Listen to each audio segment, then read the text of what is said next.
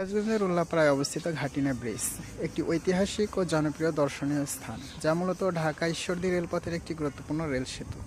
এটি ফুলঝড় নদীর উপর নির্মিত। প্রতিদিন বিকেলে, বিশেষ করে শিমুল ফুল ফোটার মৌসুমে, দূর দূরান্ত থেকে পর্যটকরা এই সুন্দর ও প্রশান্তিময় প্রাকৃতিক দৃশ্য দেখতে এখানে ভিড় করেন। ঐতিহাসিক গুরুত্ব: 1971 সালের 20 এপ্রিল এই ব্রিজের কাছে পাক বাহিনীর সাথে মুক্তিযুদ্ধের লড়াই হয়েছিল, যেখানে 15 জন পাক সেনা নিহত হয়।